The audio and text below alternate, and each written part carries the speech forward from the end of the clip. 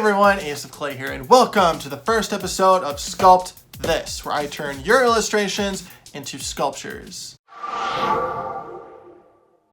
This new series was inspired by Nerdy Crafter's Art to Sculpture Challenge, and yes, I did ask for her blessing beforehand, so I don't want any crap in the comments. In this first episode of Sculpt This, I will be sculpting this beautiful illustration submitted by Alyssa of this cool little blue creature. If you'd like a chance to be in future Sculpt This videos, just share your two-dimensional artwork to Instagram, Facebook, or Twitter with the hashtag #SculptThisAceOfClay, and you're entered. Now, without further ado, let's sculpt this. Alright, let's do this. Here's another quick look at the illustration I'll be sculpting. It's this cool little blue creature with a skull mask, a tail, some claws, and I really like it, so I'm pretty excited to get started. Okay, first step, armature. I'm just bulking out the body with some aluminum foil. And as always, all of the materials and tools that I use in this video are listed in the description box below, along with my affiliate links if you want to purchase anything. Now its body is sort of pear-shaped, so I'm just shaping that out here. It is wider at the bottom and thinner at the top. Once I have a good base roughed out, it's time to cover it with some super sculpty polymer clay.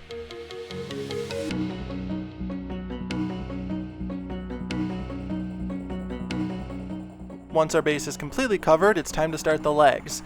Now the drawing depicts the creature in a sort of sitting position, so we're going to sculpt the legs and the thighs to follow that. Here I'm just shaping out the thigh from a separate piece of clay and attaching it to the body like so. And we're just repeating this process on the other side now.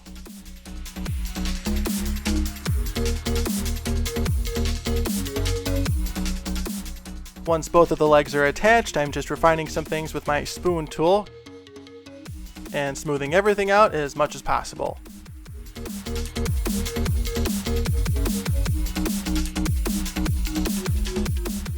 Once the body and the legs are at a good spot, I'm just inserting a bamboo skewer into the neck. This is going to hold the head later on.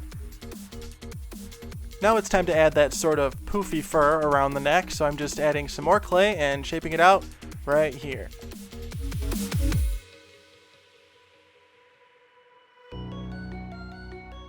Now I'm just continuing that neck fur down the front, adding that snake of clay, blending it in, smoothing it out, and getting it ready for details.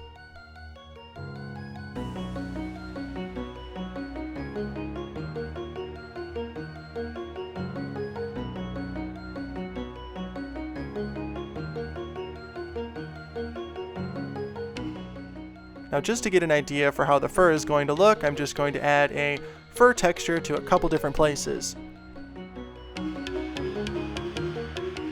And looking at the drawing, it kind of looks like the fur around the neck and on the chest is a little longer than the rest, so I'm going to use longer strokes of my tool to achieve that. And then to separate the light blue fur from the dark blue fur, I'm creating an indent here with my spoon tool, making the light blue fur on the front stick out a little further than the fur beside it. And then after that, we're just going to go in and finish texturing the entire front.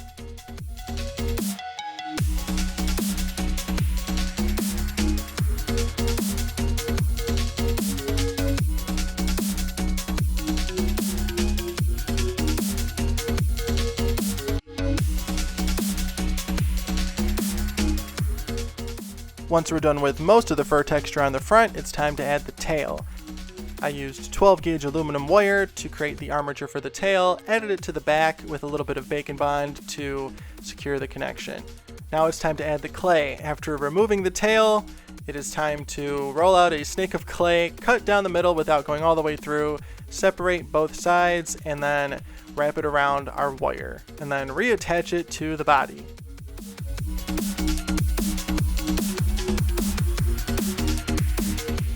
Once all of the clay is on the wire, I'm just smoothing everything out like crazy to get a nice, smooth taper.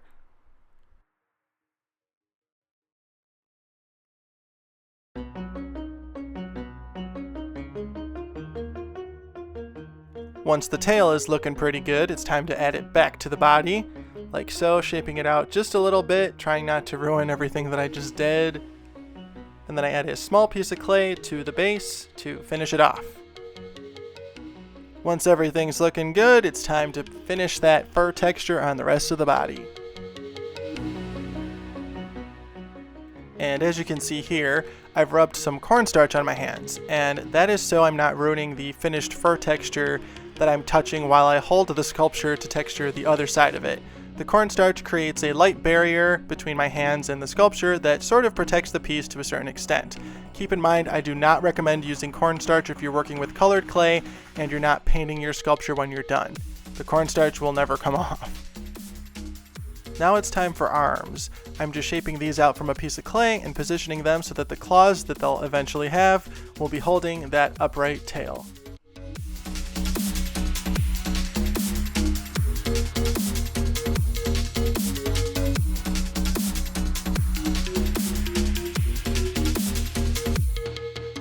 Once both arms are shaped out, it's time to attach them using some Bacon Bond.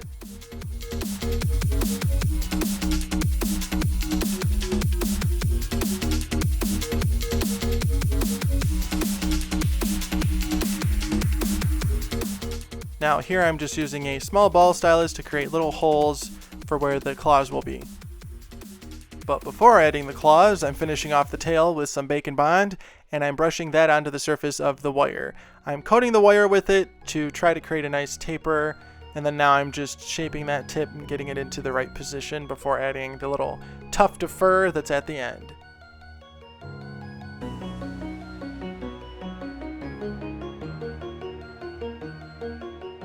Once the tail's looking pretty good, it's time to texture the arms and all of the fur areas that aren't textured yet.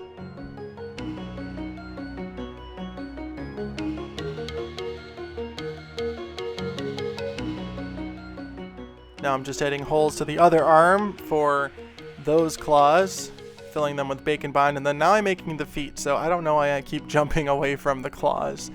But here we are making the feet, just shaping those out, and then simply attaching them to the bottom.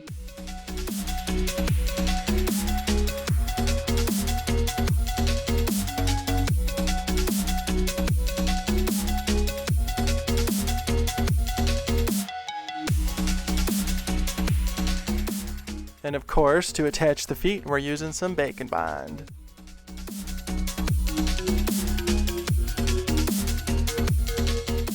Now we're finally making the claws. I'm using some white Primo to make these, adding them to the little holes that I created, like so. And I did not pre-bake these just because I didn't really feel the need to.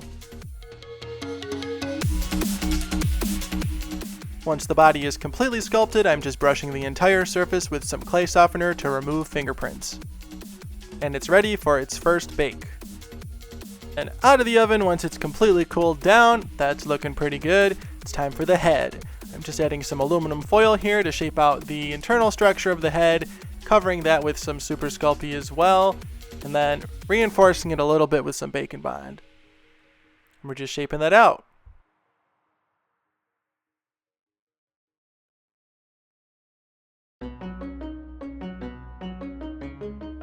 Now it's time to create this little guy's skull mask, so I just added 2 little dots there with my pen tool to give me a reference for where the eyes will be, and then we're just covering those up because I guess I don't need it anymore.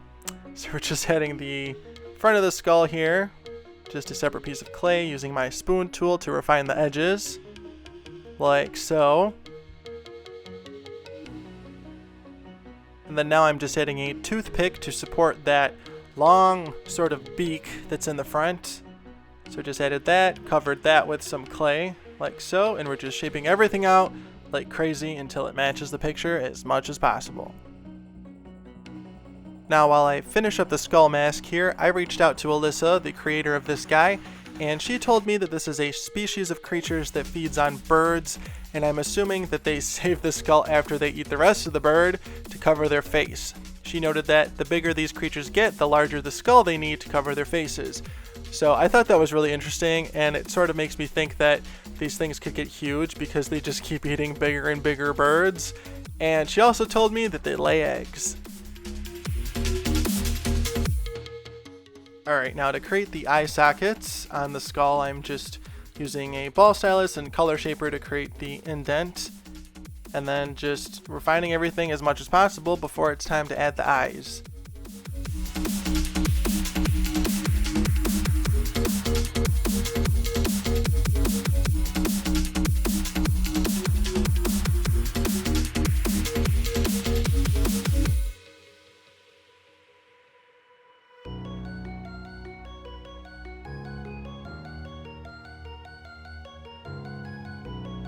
Alright, and then as a final detail on the neck here, I'm just adding some more clay to bulk out the fur a little bit more, just so it's a little poofier. Now I'm just adding some final details to the skull.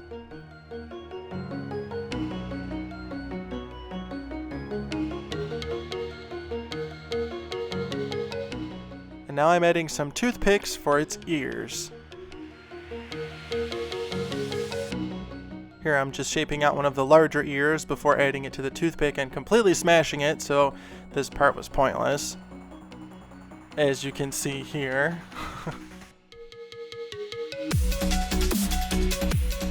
And we're just shaping that out, trying to get it as close to the illustration as possible.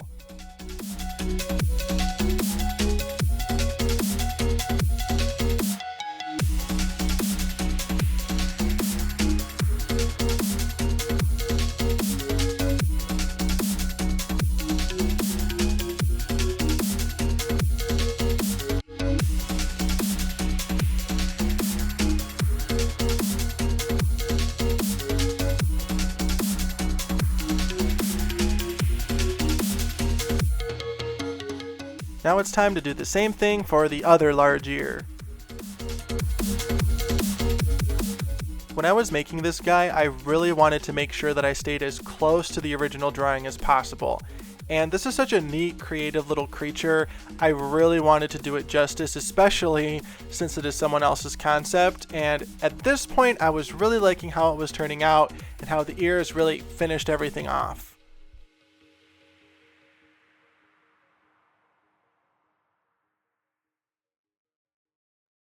And now it's time to create the smaller set of ears, the same way as the larger ones, just on a smaller scale and without a toothpick.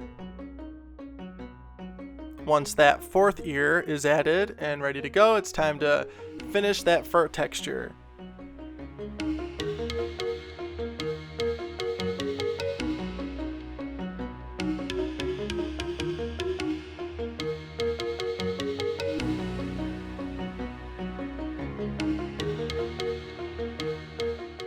That's looking pretty good. Before we bake it, we're just going to brush all of the unbaked areas with clay softener to remove fingerprints and smooth everything out, and then it's time for paint.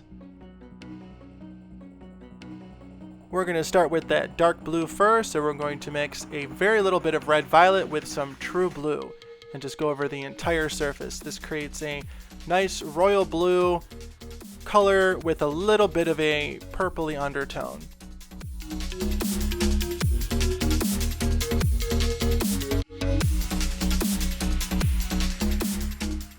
Then for the light blue fur, we're going to mix some FolkArt Dolphin with a very little bit of titanium white.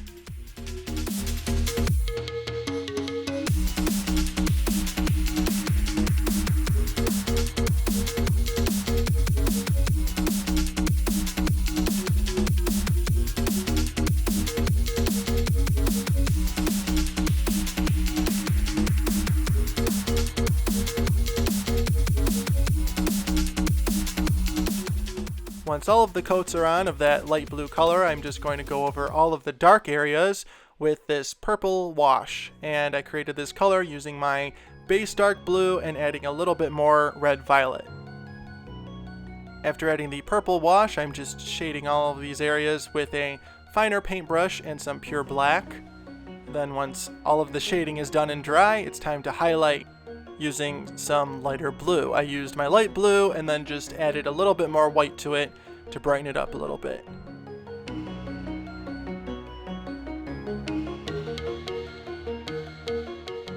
Then to add some more dimension to the light blue areas, I'm using FolkArt Calypso Sky and just adding it a little bit here and there with a fine paintbrush, like so. And now it's time to paint the skull. I am using some FolkArt Warm White. And we're just painting all of the edges that are up against another color with a fine paintbrush and then going in with a larger one to fill everything else in.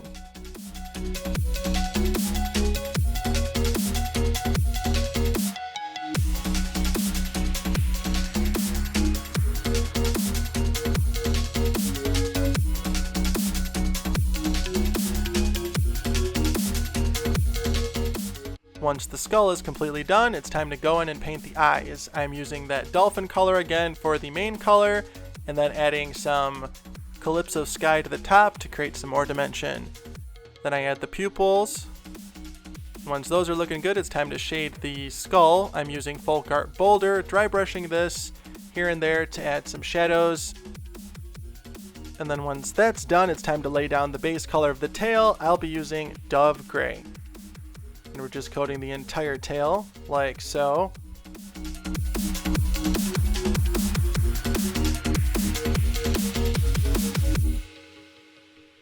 Painting the feet. And then using some dulled down Calypso Sky, I am adding the stripes to the tail. And I dulled down the Calypso color with some Dove Gray. Finishing off the tuft of fur, the claws. Then to add a little bit of shimmer, I'm going to use some FolkArt Color Shift paint in the color Blue Flash, and I'm just lightly dry brushing this all over the place. I don't want to go overboard. I don't want it to look like a metallic alien. I just want to give it some shine and shift in the light. After adding some reflections to the eyes, our little creature is done. Thank you so much for watching my first Sculpt This episode. I really hope you enjoyed it. Let me know what you think in the comments. And then thank you so much to everyone that submitted artwork. Keep it coming. I will definitely be doing more Sculpt This videos in the future. And again, thank you, Alyssa. Your creature is awesome, and I had so much fun bringing him to life.